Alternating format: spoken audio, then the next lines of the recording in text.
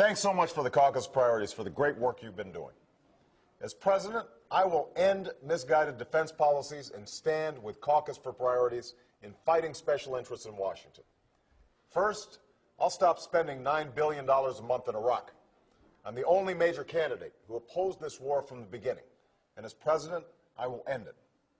Second, I will cut tens of billions of dollars in wasteful spending.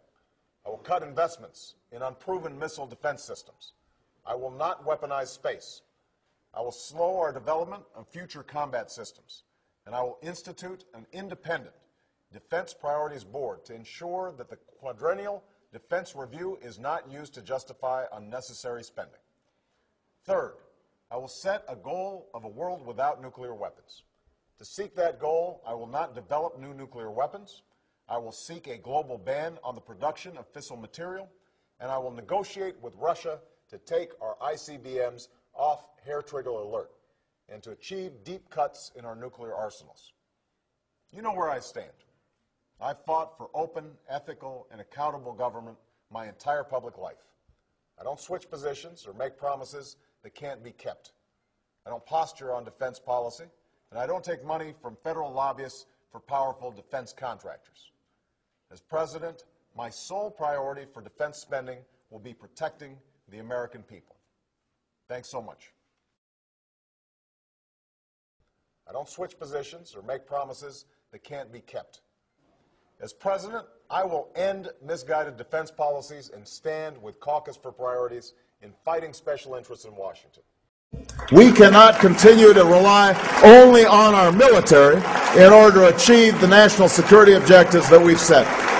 We've got to have a civilian national security force that's just as powerful, just as strong, just as well funded. I don't switch positions or make promises that can't be kept.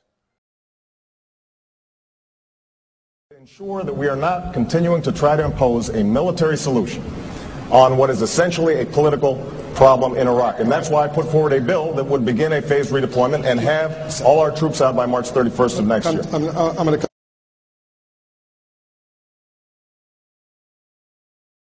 Will you pledge that by January 2013, the end of your first term, more than 5 years from now, there will be no U.S. troops in Iraq? I think it's hard to project 4 years from now. I don't want to make promises not knowing what the situation is going to be 3 or 4 years out. And have all our troops out by March 31st of next year. I don't want to make promises not knowing what the situation is going to be 3 or 4 years out. I don't switch positions or make promises that can't be kept. I am not persuaded that 20,000 additional troops in Iraq is going to solve the sectarian violence there. In fact, I think it'll do the reverse. I think it takes pressure off the Iraqis to arrive at the sort of political accommodation that every observer believes is the ultimate solution to the problems we face there. So I am going to actively oppose the president's proposal. I don't doubt his sincerity when he says that he thinks this is the best approach, but I think he is wrong. And I think the American people believe he's wrong. Formed the country. Attacks are down by more than 8% nationwide. U.S. combat casualties have plummeted this month so far, compared with 78 last July. And Baghdad has a pulse again. If you had to do it over again, knowing what you know now, would you support the surge? No, because keep in mind that You wouldn't. keep in these kinds of. Let's go to Iraq. I think history will show it's the wrong battlefield, okay? And I think that you were perspicacious in your original assessment of the battlefield. I appreciate that. I think you were desperately wrong on the surge, and I think you should admit it to the nation that now we have defeated the terrorists in Iraq, and the Al-Qaeda came there after we invaded, as you know. Okay, we've defeated them. If we didn't, they would have used it as a staging ground. We've also inhibited Iran from controlling the southern part of Iraq by the surge, which you did not support. So why won't you say, I was right in the beginning, I was wrong about that? You know, if you listen to what I've said, and I'll repeat it right here on this show, I think that there's no doubt that the violence is down. I believe that that is a testimony to the troops that were sent in General Petraeus and Ambassador Crocker. I think that the surge has succeeded. I don't switch positions or make promises that can't be kept.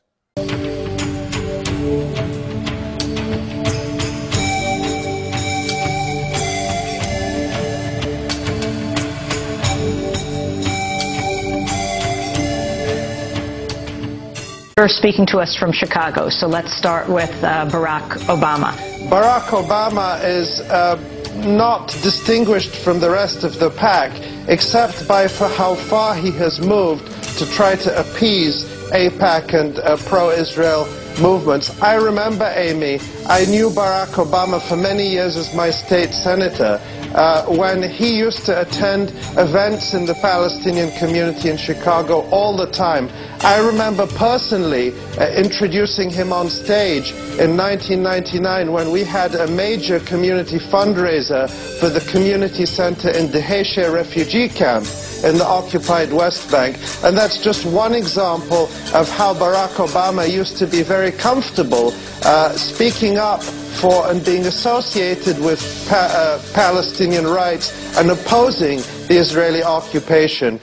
You sense that there's a considerable portion of Israelis and even American Jewry who are very reserved and even distrusting of your commitment to Israel. People understandably want to lift the hood and kick the tires, and that takes some time.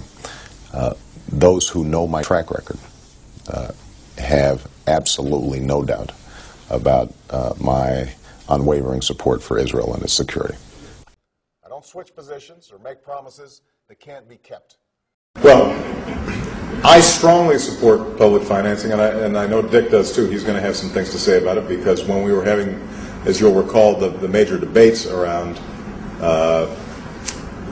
lobbying reform, one of the things that Dick, I think, properly pointed out was that you can change the rules on lobbying here in Washington, but if we're still getting financed primarily from individual contributions, that those with the most money are still going to have the most influence.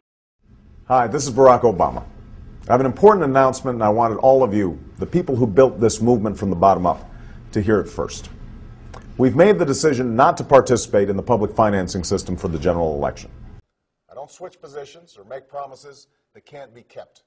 I do not believe that we should use the strategic oil reserves at this point.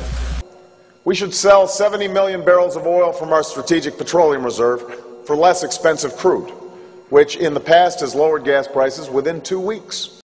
I don't switch positions or make promises that can't be kept. Flashback to 2004. Barack Obama had just won a landslide victory to become Illinois' next U.S. Senator. At the time, he ruled out running on a national ticket in 2008, suggesting back then he lacked experience. So why have you ruled that out, running nationally? You know, I am a believer in knowing what you're doing when you apply for a job. And I think that